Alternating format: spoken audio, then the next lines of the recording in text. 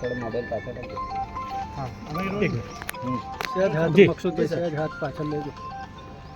ઘોઘંબા તાલુકામાં Gujarat fluoro chemical કરીને company આવેલી છે.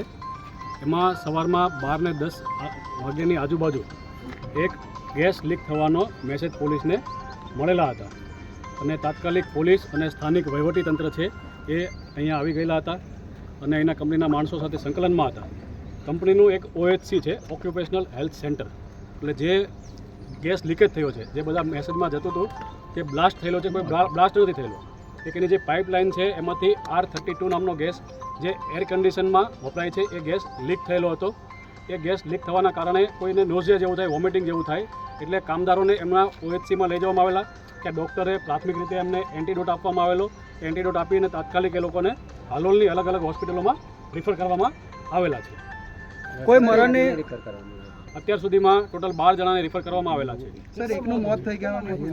હા, એક માણસનું મરણ ગયેલ છે એવું અમને જાણવા મળેલું છે, પણ ડૉક્ટર પાસેથી વધારે માહિતી આપને મળશે. સર, અંદર પૂજા વિધિ ચાલી રહી છે દરમિયાન આ ઘટના બની છે. એ ત્યાં એક નાનું મંદિર છે, ત્યાં હંમેશને માટે એક પૂજારી હોય છે, પૂજા કરવા માટે આવતા હોય છે.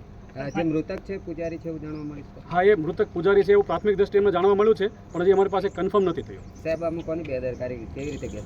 એ તો હવે જે આગળની તપાસ થાય પછી જ સાચી હકીકત આપને કહી શકાય. ગેસ કોના દ્વારા બંધ કરવામાં? ગેસ તો કંપની દ્વારા જ બંધ કરવામાં આવેલો. કંપની પછી જે એમનું મેન્યુઅલ આખું હોય છે કે જે ગેસ એમનો એક વખત લીકેજ થયેલો પછી એ લોકોની જે પ્રાથમિક આખી પ્રોસિજર જે હોય છે એ લોકોએ એના માટે સ્પ્રિંકલ વગેરે બધું ચાલુ કરી અને એને કાબૂમાં કરી લીધેલો. અત્યારે પણ એમના માણસોએ જ આ પ્લાન્ટને કાબૂમાં લીધેલો છે.